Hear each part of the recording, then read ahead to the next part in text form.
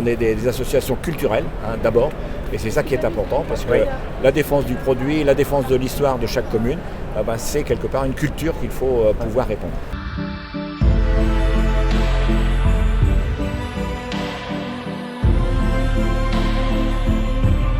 Michel, je suis ravi parce que le grand maître va arriver. Toi, tu es le grand chambellan.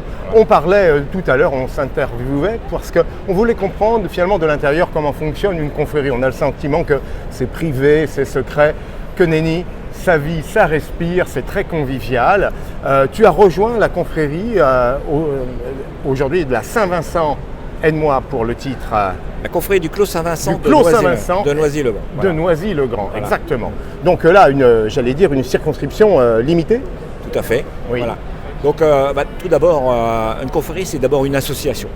Et donc on a les règles normales de gestion de l'association. Loi 1901 vis-à-vis de la préfecture. Il n'y a pas de secret, il n'y a pas de règles. On ne fait pas d'argent. On ne fait pas d'argent, on est des associations culturelles, d'abord.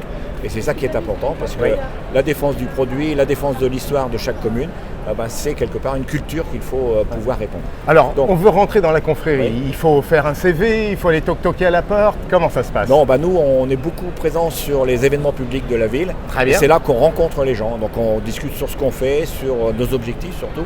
Et à partir de là, les gens disent, tiens, ça m'intéresserait. Donc on leur dit, écoutez, vous adhérez. Ils adhèrent à l'association, ils deviennent membres de la confrérie de l'association. Et à partir de là, nous, on les avertit de toutes les actions que l'on fait. Soit les actions d'exploitation de la vigne, soit la vinification par elle-même une fois que les vendanges sont faites, soit les événements publics. Et après, les gens participent comme ils veulent. Alors dis-moi Michel, la différence qu'il y a entre le fait de souscrire et le fait d'être intronisé? Alors, les gens participent comme ils le peuvent et comme ils le souhaitent. Et puis au fur et à mesure des participations, il y a des gens qui sont plus participants que les autres. On va les faire rentrer dans... Et donc on a tous des grades. Donc on commence comme gentilhomme ou comme gentodame. Et ensuite on devient écuyer ou écuyère. Et ensuite on devient chevalier, puis grand maître. D'accord. Alors, moi je suis grand maître, grand chambellan de la confrérie et je suis le fondateur de cette confrérie.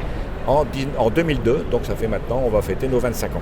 Bon, c'est vrai qu'on y travaille, mais on y travaille avec passion et avec fierté parce qu'on l'évoquait, défendre les savoir-faire, ce sont ces gestes, ces métiers, ces traditions rurales également qui émerveillent non seulement nos palais, mais également nos mémoires quand on feuille nos albums de famille, en tout cas de photos.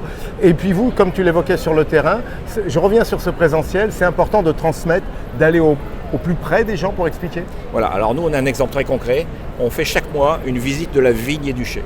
Donc on a un rendez-vous samedi après-midi à la vigne, on explique toute la viticulture et puis nos cépages et nos travaux de la vigne.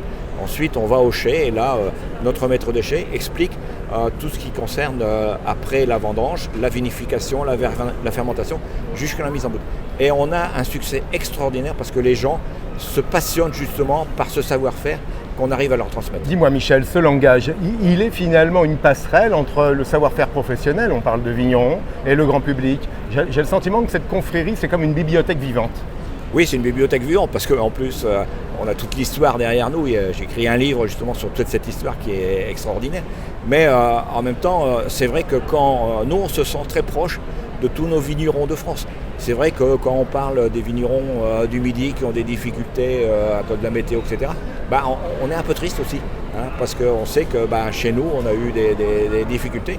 Et moi qui connais bien l'histoire de la vigne à Noisy-le-Grand, c'est en Ile-de-France, mais je sais que pendant plus de 1000 ans, il y a eu aussi des événements météorologiques très importants qui ont fait que les vignerons n'ont pas pu produire à ce moment-là. C'est vrai, c'est extraordinaire, mais la première fois dont on parle de la vigne de Noisy-le-Grand, c'est Grégoire de Tours dans son Histoire des Francs qui dit en 583, au printemps, il y a eu des gels très importants qui ont détruit la ville de Noisy-le-Grand. Donc au Paty, nous, on est vraiment très proche de tous les vignerons qui un livre ouvert. Je voulais terminer, parce qu'on pourrait en parler pendant des heures, on le voit bien.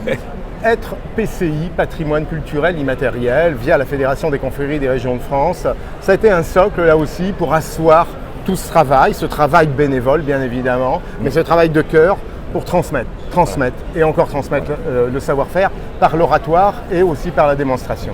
nous, ça a vraiment fait un grand plaisir justement d'avoir ce PCI, là, cette reconnaissance. Parce que pour nous, c'est une reconnaissance. C'est vrai qu'on est chacun dans nos villes et que on a du mal des fois même à se faire connaître et se faire reconnaître par nos habitants, mais on a encore plus de mal de se faire reconnaître à l'extérieur. Et là, on voit qu'avec ce critère de reconnaissance donné par le ministère de la Culture, on a les moyens de dire à tout le monde, voilà, on existe. On est des associations culturelles, on est des passeurs de mémoire et on est là pour défendre les bons produits du terroir.